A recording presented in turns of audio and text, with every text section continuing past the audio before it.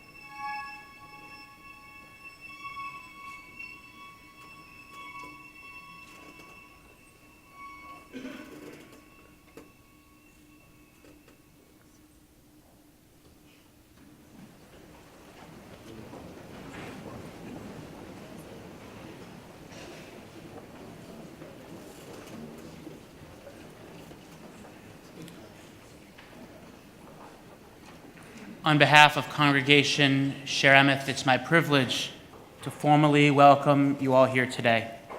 We are grateful for the opportunity to host this important communal commemoration this year. We're gathered here today as one community, joining together in sacred remembrance. We stand as one to recall the horrific moment in our people's history, that most horrific moment. We are here to remember the 6 million and to reflect on the legacy that they leave to us all. This annual gathering in commemoration of Yom Hashoah gives us a place and a time to be together as we seek to keep that vitally important memory alive. As the events of the Holocaust recede into history, this commemoration takes on new meaning and import for us all. And so our gathering here today is, yes, an hour of memory, but so too it is a prayer. As we tell the story for successive generations, etching it into the consciousness of our people and to the consciousness of all people. This gathering is our prayer that humanity will prevail, that good will triumph over evil, and hope will conquer pain and despair.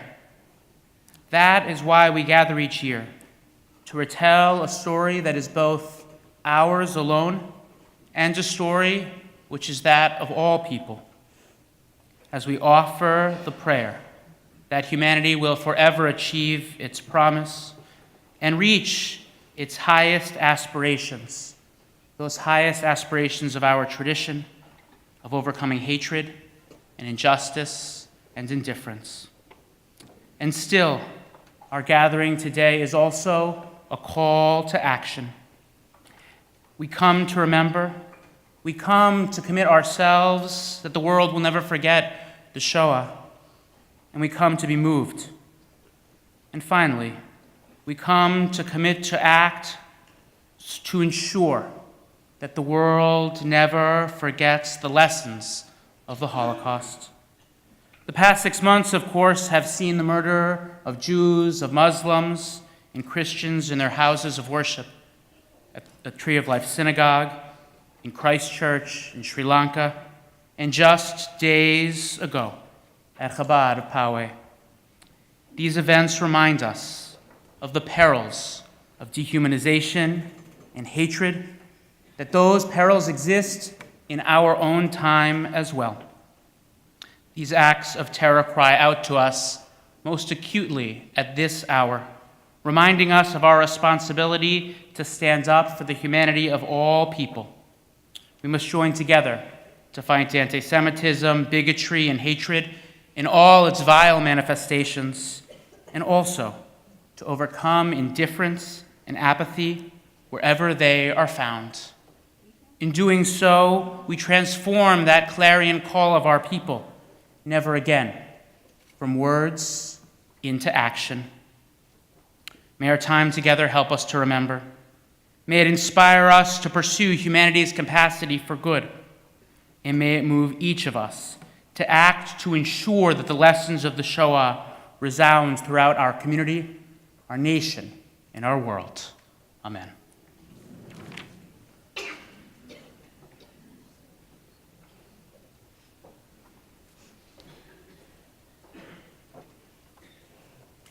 Good afternoon. I'm Jerry Greiman, Board Chair of the Jewish Federation of St. Louis. Yom HaShoah is presented annually by the Holocaust Museum and Learning Centers Department, which is a department of the Federation. This year's theme, Why We Speak, underscores the critical importance of the stories and testimony survivors in our community have shared with us, not only for our benefit, but for the benefit of generations to come. Our survivors have painfully shared their stories and testimony through the museum's Oral History Project or by sharing their experience with the more than 30,000 visitors to our museum each year. Unfortunately, recent events in our country and throughout the world demonstrate that the lessons of the Holocaust have not been sufficiently learned. Anti-Semitism continues to rear its ugly head, and violence directed at Jewish and other ethnic or religious groups occurs with disturbing frequency. Too many governmental leaders, even of the most civilized countries in the world, continue to stir up, support, or fail to condemn bigotry, hatred, and discrimination towards minority communities, and not enough of us speak up to call them out for doing so. It's the mission of the Holocaust Museum and Learning Center to make sure the world never forgets the horrors of the Holocaust and the lengths to which humankind's inhumanity towards humankind can go. And it is our mission to apply the lessons of the Holocaust to what's going on in the world today and educate and inspire future generations to do better in the hopes of creating a greater future. Today we honor all survivors, those who rebuilt new lives in St. Louis and survivors everywhere who share their stories and testimony, however painful, to further these goals. And all of you too play an important role in our mission by virtue of your presence here today. In the words of Elie Wiesel, to listen to a witness is to become a witness. Thank you all for being here today, and welcome.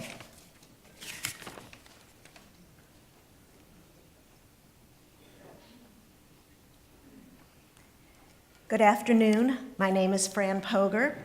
As chair of the Holocaust Museum and Learning Center, I want to welcome you to our Yom Hashoah commemoration. At the Holocaust Museum, we teach the history and lessons of the Holocaust to our thousands of visitors, especially students, in that such tragedies will never occur again. I have been a docent at the Holocaust Museum for over 17 years. In that role, I have seen firsthand the life-changing impact that a visit to the museum can have on young people. I have also observed that hearing a survivor's testimony or the presentation of a child of survivors is the most powerful component of the museum experience. Students are intensely engaged, realizing that they are hearing living history and that they are the last generation who will directly hear eyewitness accounts. For this reason, we honor the survivors who speak, often at great emotional cost. Through their testimonies at the museum and preserved as part of our oral history project, the Holocaust Museum and Learning Center will continue to teach the lessons of the Holocaust to future generations. My special thanks to all of you for attending our Yom HaShoah commemoration today.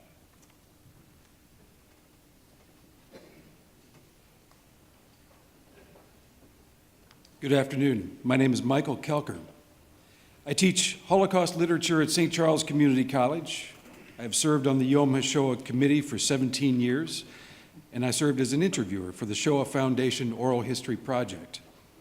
In the years immediately following the war, many survivors felt they could not or would not speak about the horrors of the Holocaust. There were numerous reasons why, such as a desire to move past the trauma and pain of the wartime years, and their intention to focus on building a new life. Many survivors who brought forth the second generation sought to avoid subjecting children and family to the darkness of the Holocaust. One survivor said she could never find the words to convey what she had experienced. Many survivors in our community did not speak about their experiences for many years after the Shoah, but later found the strength and ultimately felt compelled to speak. With the passing years, survivors have shared their stories, however painful, with their children and the larger community. Others were motivated by the presence of deniers of this well-documented genocide.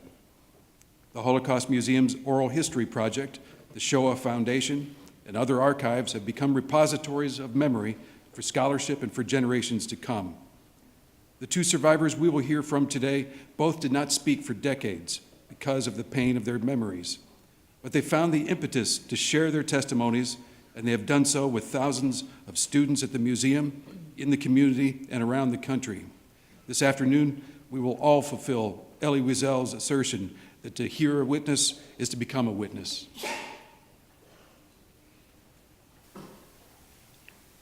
Good afternoon. My name is Shel Goldman Miller. I wish I was not one of the speakers here today. My story is not a happy one.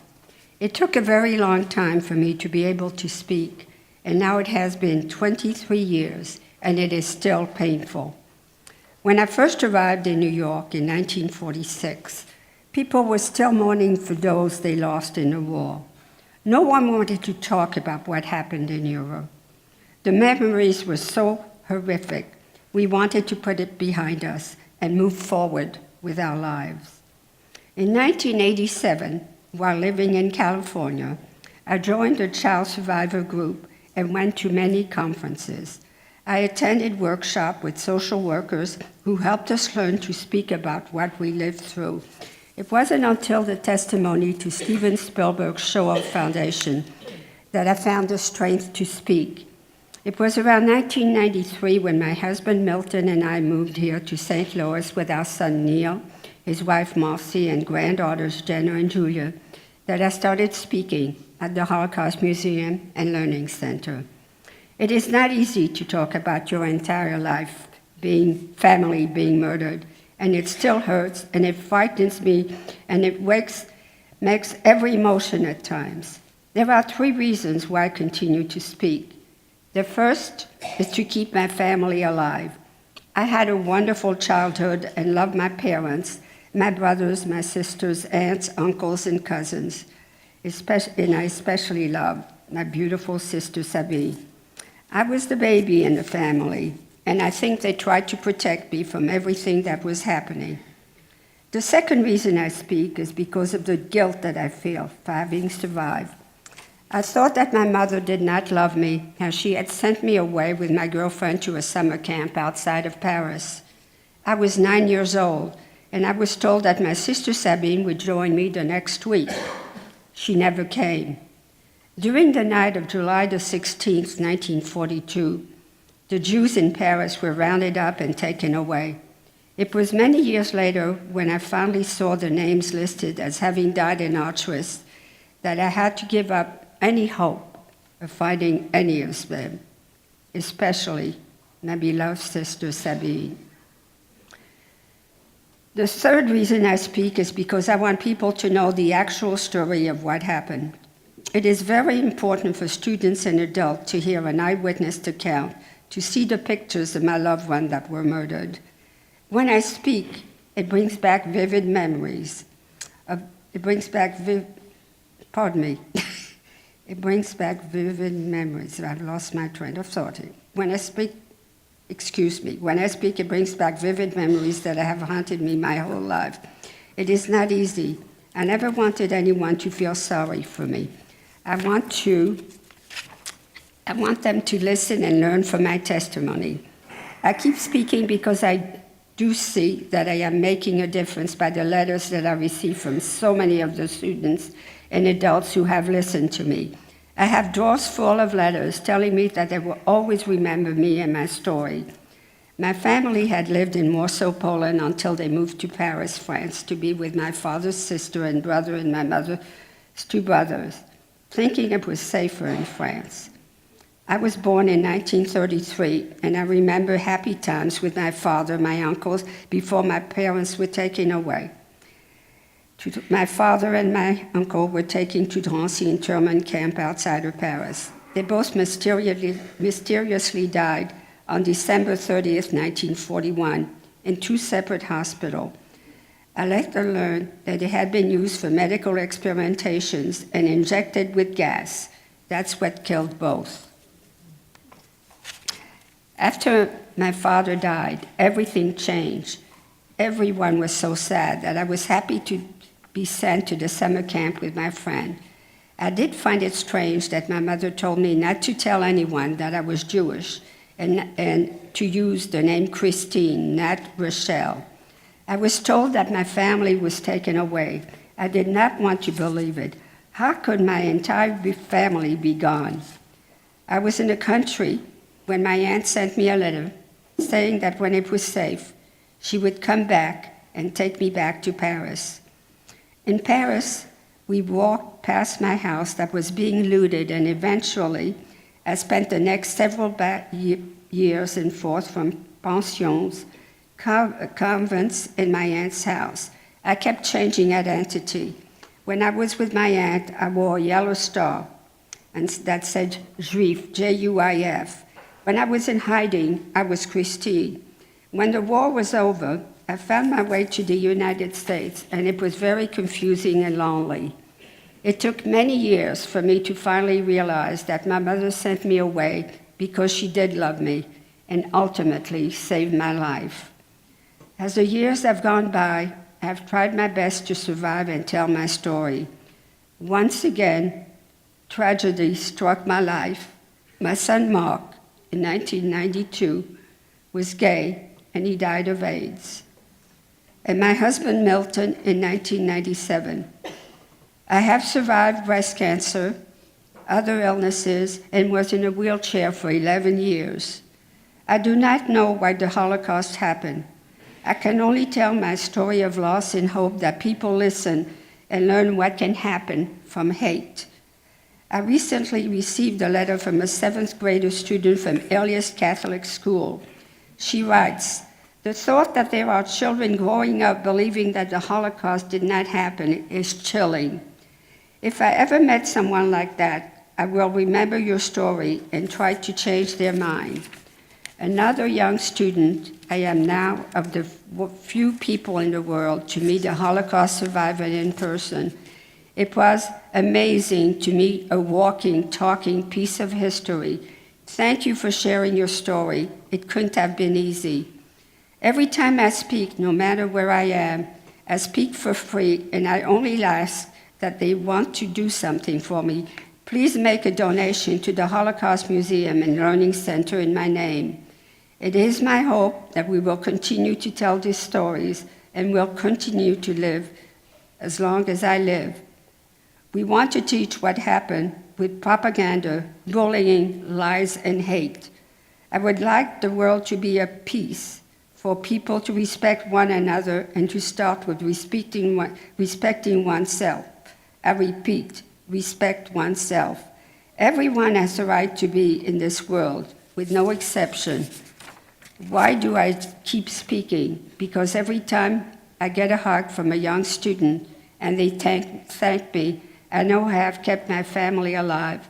I have lessened my survival guilt, and I have taught history and hopefully have made a difference. Thank you.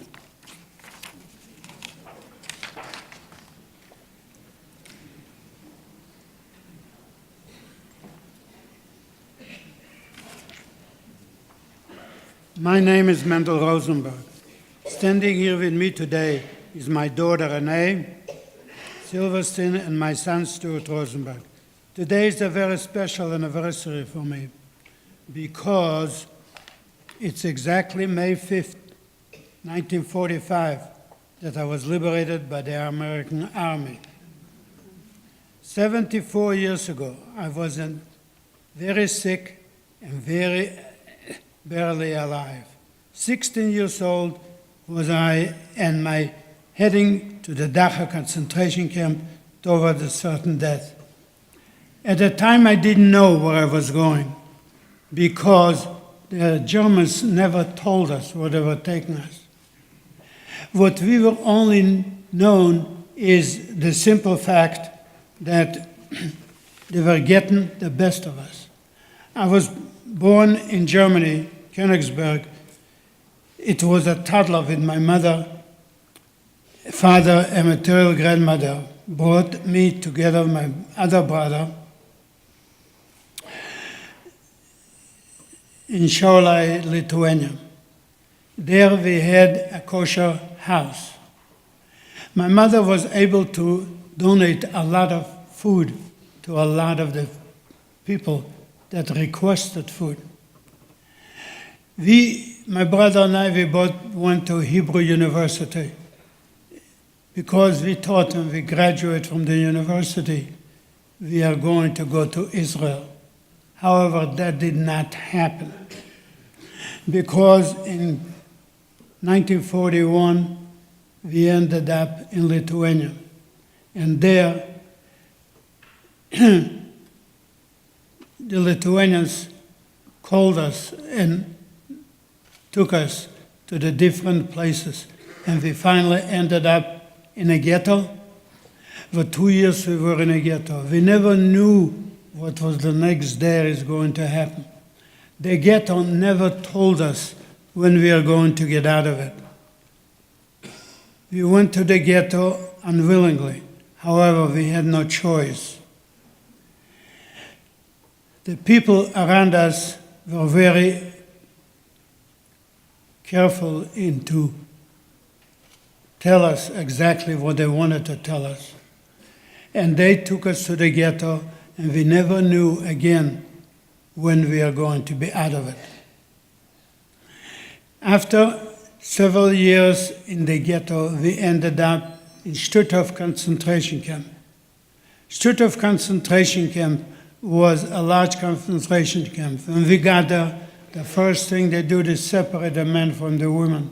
Second thing they did is stripped us naked.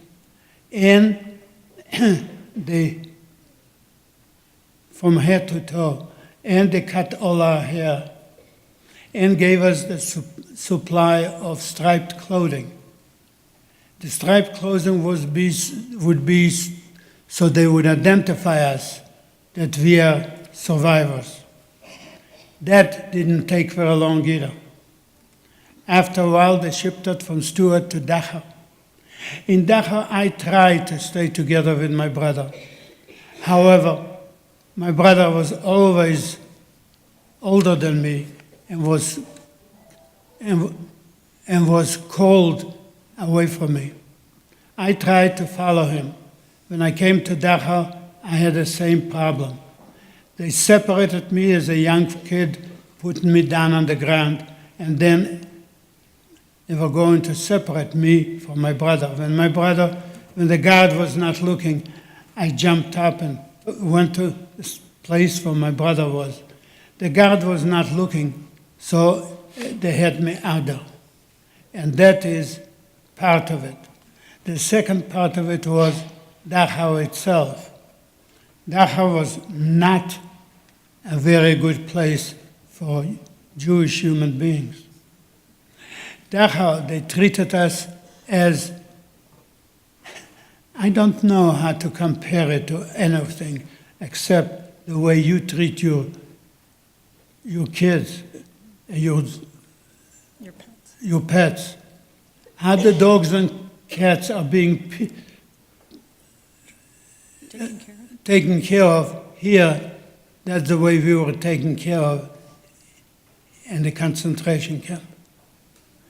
I was finally very glad when we were going to go out of Dachau. However, the first time we went out on Dachau, there was near a airline place, and when they saw us running out of the train, they didn't know that they talked about getting out of them, and they started shooting at us. They shot me in my leg, and we had to go back to the train.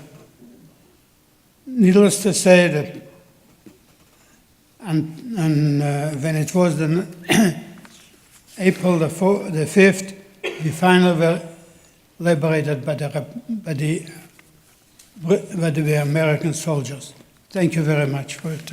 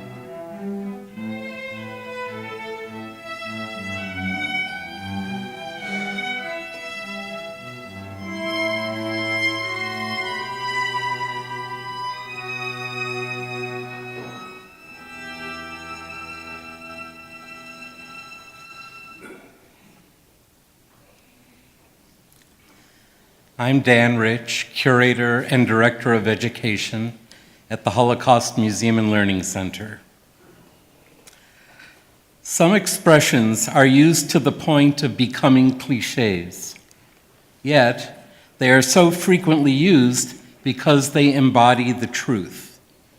Two examples, the greatest generation and the salt of the earth, exemplify the character of Sergeant Louis Luch Bezetsky. Born on the east side of the Mississippi River, Luch went from fishing at Shoal Creek to driving a Sherman tank in the European campaign during the Second World War. His grandson and namesake has preserved his clear-eyed memories through his book Luch and his film Path of the Past, a World War II documentary. Now Lou Bezetsky will share some of his grandfather's observations with us.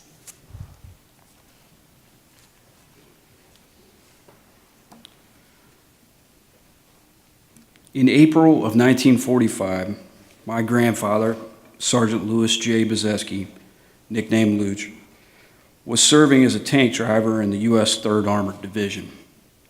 He had survived many months of grueling combat and witnessed firsthand what organized hatred can do. And although we talked many years about his experience, it was the slaughter of innocents and the liberation of the concentration camps that haunted him most. He felt you could say little about it, because if you told people, they would not believe you, because it was so horrific, so senseless, and so evoking an image of hell itself that it seemed inconceivable.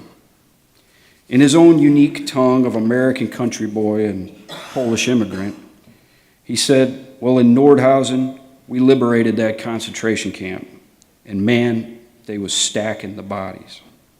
We stayed there overnight. Almost 2 days we stayed there in that town. I asked him if he could smell the camp from the town, and he replied, oh yeah, you could smell it. Ain't no way that local people who lived there didn't know what was going on. Them prisoners who were still alive were hanging on the fence, you know. They was nothing but skin and bones. Some of them was trying to clap because we liberated them, but they were so weak that when their hands met, it didn't make a sound. It was a bad sight. Boy, them people were so glad to see us. It was a pitiful sight, really. All them people dead and everything, and the people that were living were nothing but skin and bones. Nothing to them. I mean, it made you sick just to see it. And the smell. He paused yet again and began to shake his head. He lost his speech for a second time, and he just sat there, just shaking his head. He looked down at the ground and rubbed his forehead. He just kept saying again and again, it was a bad sight. It was a bad sight. It was something terrible. The 3rd Armored Division history stated that no written word could properly convey the atmosphere of such a charnel house, the unbearable stench of decomposing bodies, the sight of live human beings starved to pallid skeletons, lying cheek by jowl of 10-day dead. Hundreds of corpses lay over the acres of the big compound. More hundreds filled the great barracks. They lay in contorted heaps, half stripped, mouths gaping in the dirt and the straw. They were piled naked like cordwood in the corners and under the stairways. Everywhere among the dead were the living, emaciated, ragged shapes whose fever-bright eyes waited passively for the release of death. Over all the area clung a terrible odor of decomposition, and like a dirge of forlorn hope, the combined cries of these unfortunates rose and fell in weak undulations. It was a fabric of moans and whimpers, of delirium and outright madness. Here and there a single shape tottered about, walking slowly, like a man dreaming. There was no hope for many of the prisoners in this place. What my grandfather and the others of the 3rd Armored Division had discovered there on the 11th of April, 1945, was a work camp called Dora Mittelbau and a barracks in Nordhausen, the city nearby, which housed all of the sick, dead, and dying who could no longer work in the factory. The able-bodied, however, were sent on a death march, and many of those were later burned alive in a nearby barn by the escaping SS. These prisoners were a mix of French, Russian, German, Poles, Czechs, Hungarians, and many others hailing from countless nations overrun by the Third Reich. The workers were a mix of many faiths and backgrounds, and yet the main thing they did have in common was that they were not considered human beings. Thus, the SS, in an effort to build rockets for Hitler, worked these prisoners to their end. Over 26,000 people died in the facility, and it was not an extermination camp. These prisoners were literally worked to death.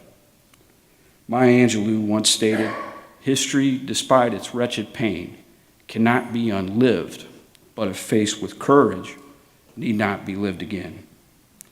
My grandfather and other members of the World War II generation understood this and understand this.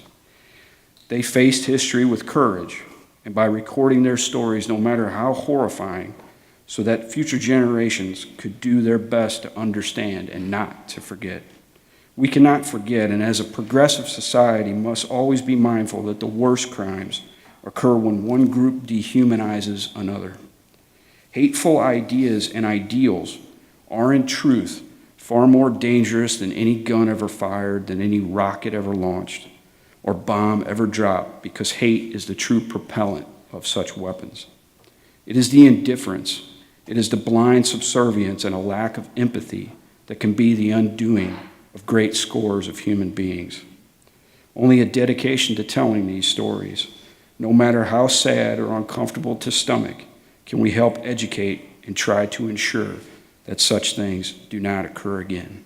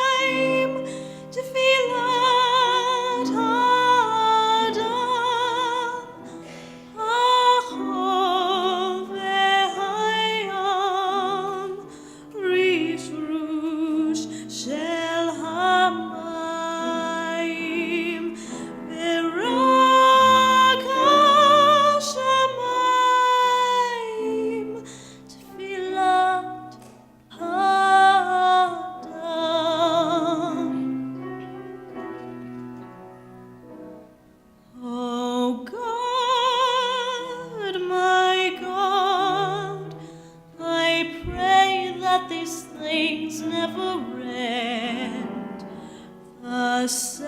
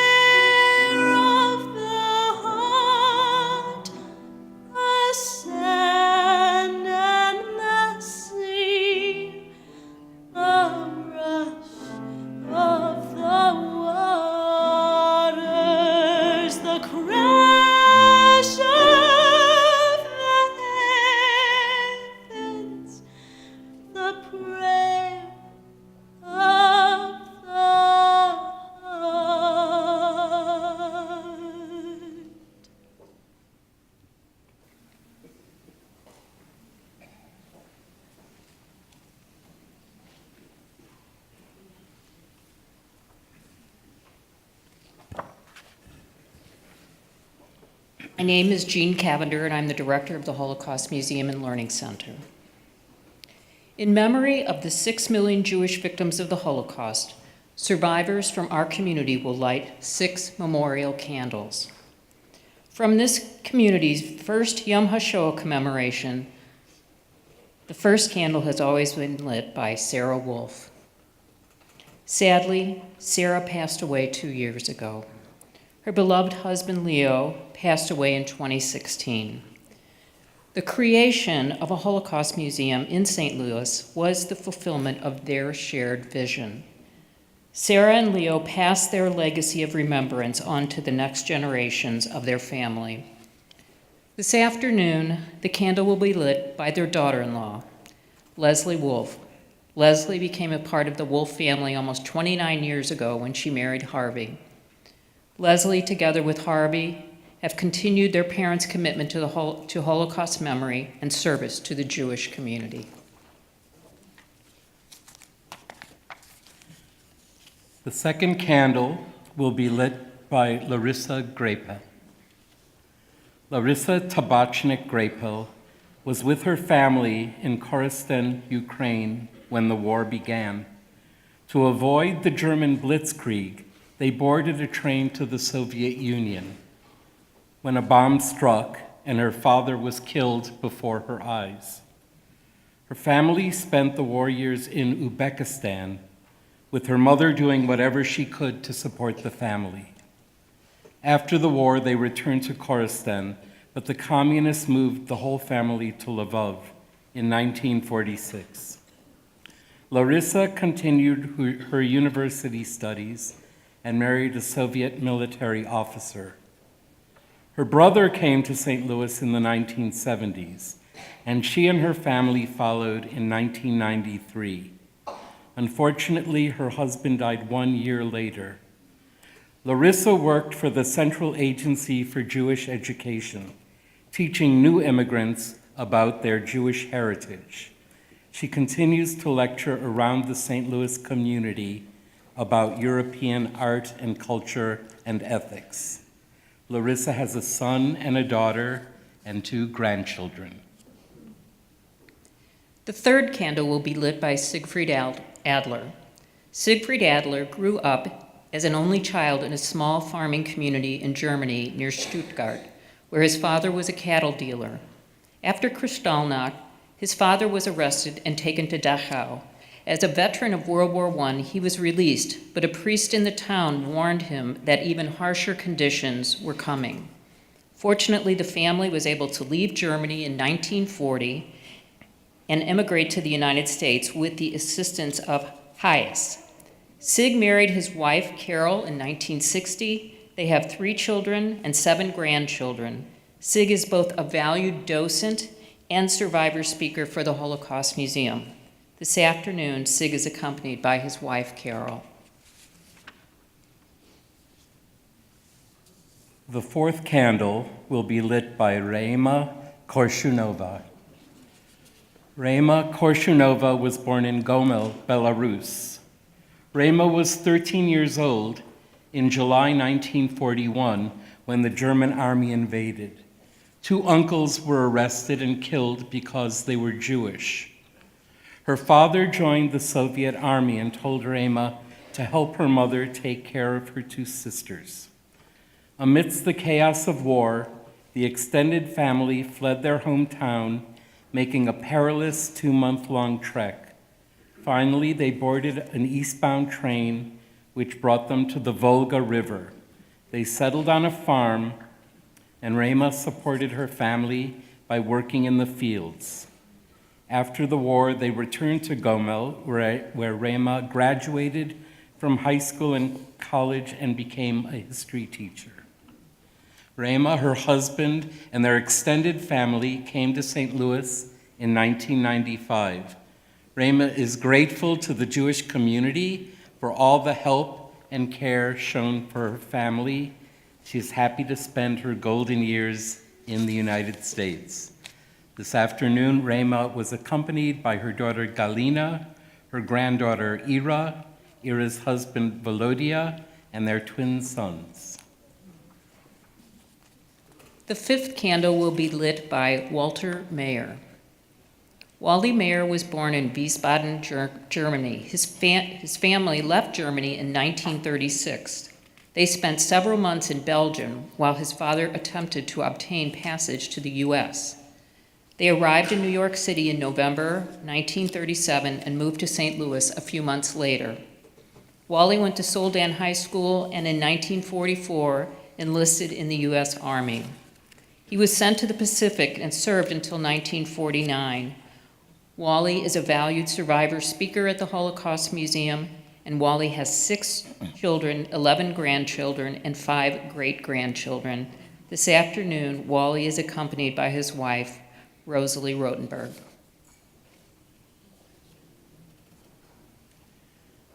The sixth candle will be lit by George Spooner. George Spooner was born in Vienna, Austria. His father was an international soccer player. After Kristallnacht, his father was sent to Dachau. George's mother was able to get George, who was then 10 years old, onto a Kindertransport to England. George's mother secured her husband's release, and he went on a transport of men going to England. She found work as a domestic and joined the family in England. George lived in foster homes until he was reunited with his parents. Most family members on both sides did not survive. After a year and a half in England, the family emigrated to New York in 1940. George has been a speaker at the Holocaust Museum for many years. George and his wife Pat have 3 children and 4 grandchildren. Today, George is accompanied by his wife Pat.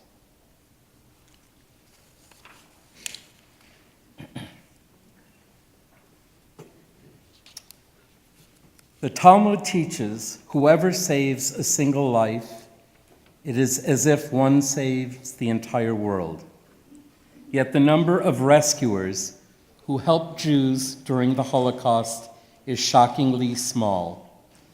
For this reason, it is important to recognize the righteous among the nations who risked or even sacrificed their own lives by participating in the rescue of Jewish people.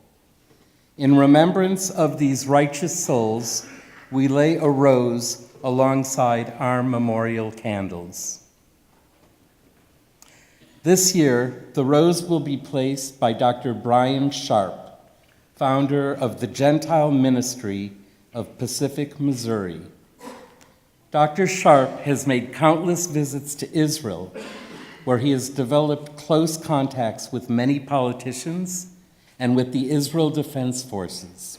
His daily reports from his travels convey a vivid picture of all facets of Israeli life.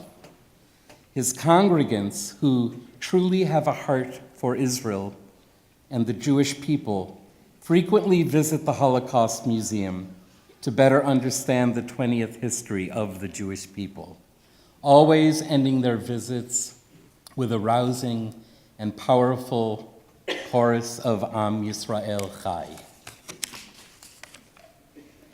While acknowledging the effects of the Holocaust on the Jewish people, we can't be blind to the tragedies and genocides stemming from intolerance and hatred that continue to befall others throughout the world community.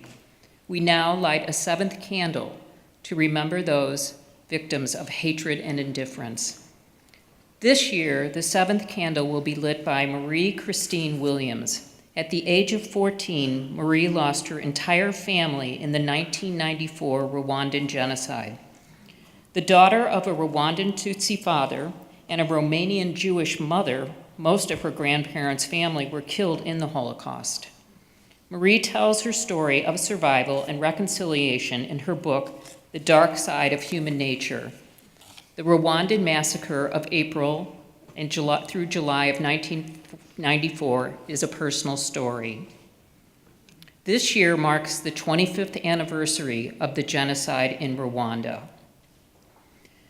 Let us pray that the light of this candle, together with our 6 memorial candles, will inspire us all to take action to end genocide and other actions inspired by hate that are occurring throughout our world today.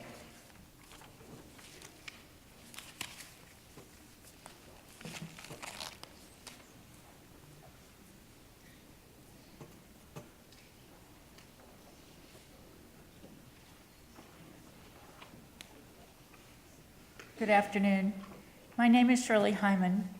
I was honored to light the flame of remembrance last year as a tribute to my parents, Walter and Truda Hyman, who were able to escape from Germany to the United States in 1938. I'm also an active member of the St. Louis Survivors and Descendants Group. The flame of remembrance symbolizes the sacred obligation of the second, the third, and future generations to carry on the legacy of Holocaust remembrance. This year, the flame will be lit by Robin Wiley and her daughter, Danielle Wiley, daughter and granddaughter of survivor Bee Wiley. Bee, who passed away in 2017, was a longtime speaker at the Holocaust Museum and Learning Center, who inspired thousands of students with her Holocaust testimony, coupled with her zest for life. Bee was also one of the founders of the St. Louis Survivors and Descendants Group.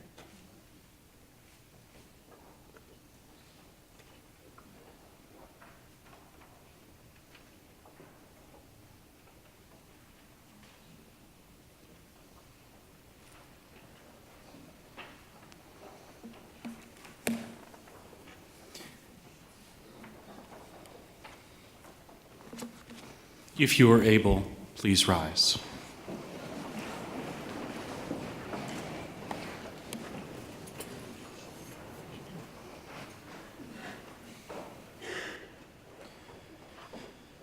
El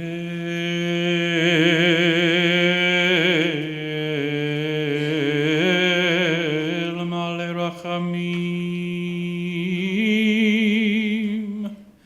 shochein bamramim, hametzei menucha nechona, tachat kanvei ashkina, bemalot gadushim uteorim, kezar araki amazirim, lenishmot kol acheinu bnei Yisrael shenitbechu b'shoah. Anashim, nashim v'taf, shenecheneku v'shenisrefu v'shenehirgu shemaseru et nafsham al kiddush Hashem. Began Eden tiyeh menuchatam. Anna bal rachamim, hastirein beseiter kenafecha leolamim, veitzror bitzeror achaim et nishmotehem. Adonai hu nachalatam. Ve'yanuchu b'shalom al mishkevoteihem. V'nomar Amen.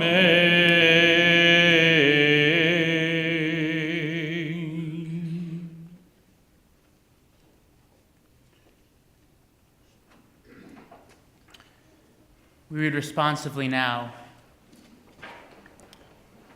In the rising of the sun and in its going down, we remember them. Blowing of the wind and in the chill of winter, we remember them. In the opening of buds and in the rebirth of spring, we remember them.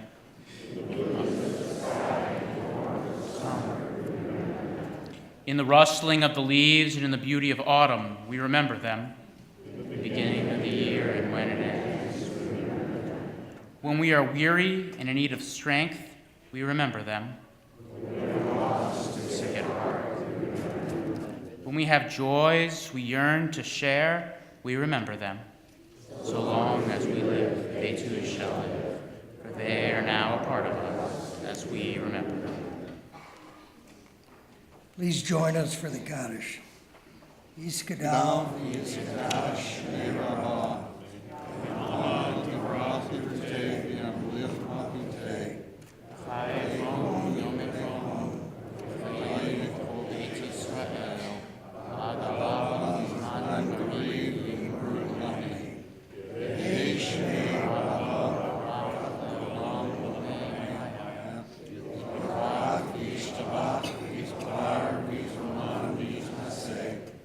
Yisadar, Yisalev, Yisalal, Shnei Kusha, Rifu.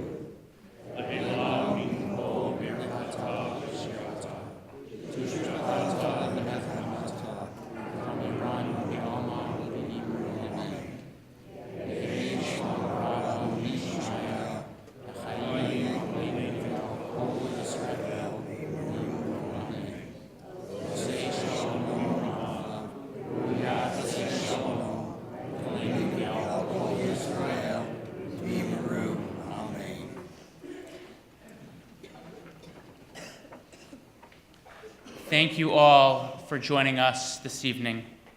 Our gratitude goes out to all who made this evening possible, our speakers and musicians and all those who participated in our commemoration.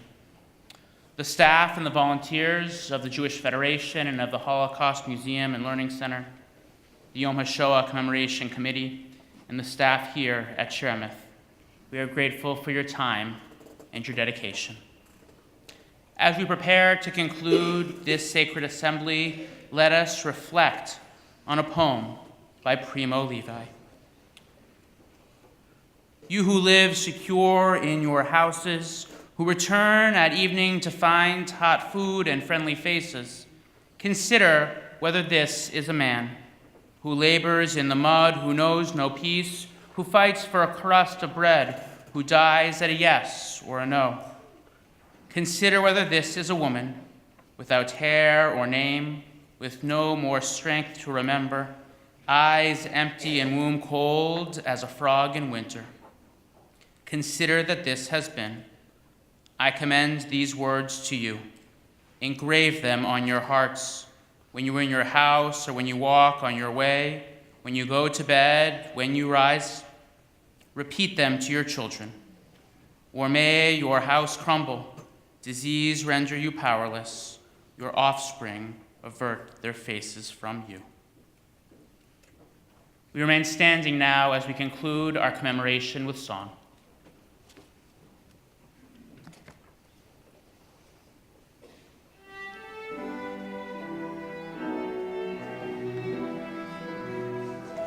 Sag nicht keinmal eis, du geist dem letzten Weg, wenn Himmeln bleiene verstehlen bläue Tag.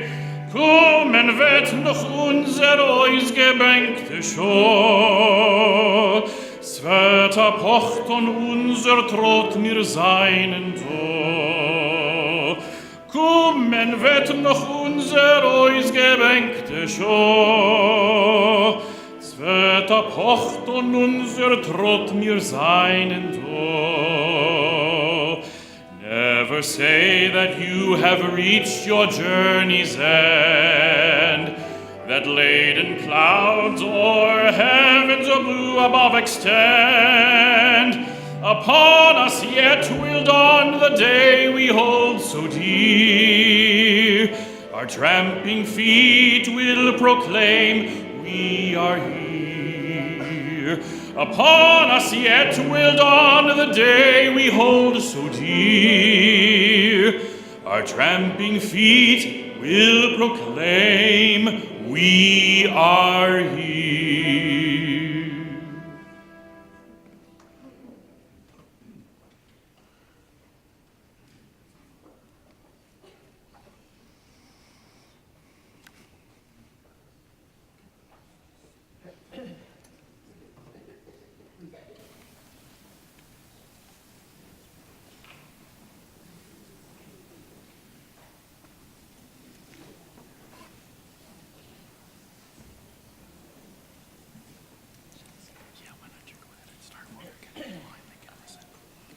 שלום, שמי נועה וילנאי ואני חלק מקבוצת הצופים הישראלים בסנט לואיס. הקבוצה שלנו נקראת שבט קשת, והשבט שלנו כולל ילדים ונערים להורים ישראלים. Hello, my name is Noah Vilnai and I am a member of the St. Louis Friends of Israel Scouts. Our troop name is Shevet Keshet, which translates to the Arch Troop. Our group is made up of young Israelis living in the St. Louis community. The Shoah and the birth of Israel in 1948 are linked historically. Even before the state was established, thousands of survivors made the difficult journey to a country where they could rebuild their lives and live in freedom. 1 in 3 soldiers who fought in the Israeli War of Independence was a Holocaust survivor. Then, as now, Israel continues to be a haven, welcoming Jews from all parts of the globe, some fleeing anti-Semitism, some fulfilling the Zionist dream of returning to their ancient homeland. 3 words define the miracle of modern Jewish history. Am Yisrael Chai. The nation of Israel lives. Please join the Israeli Scouts in singing Israel's national anthem, Hatikva, the Hope.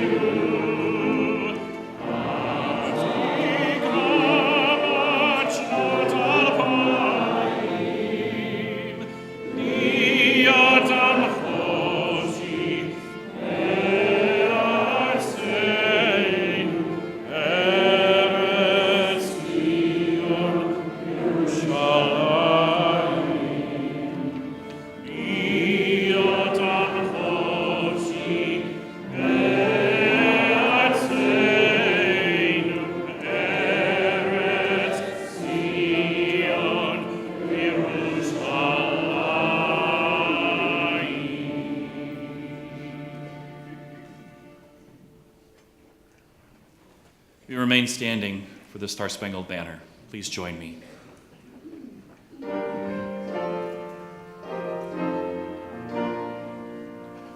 Oh, say, can you see by the dawn's early light what so proudly we hailed at the twilight's last gleaming, whose broad stripes and bright stars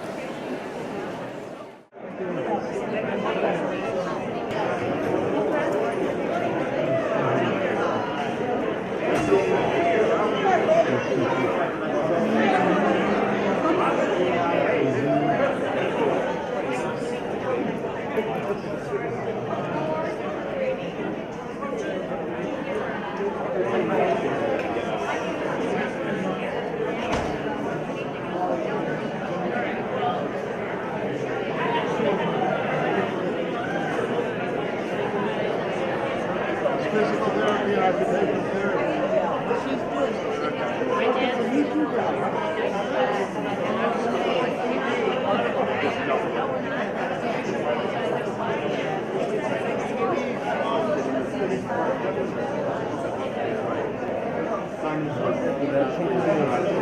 you.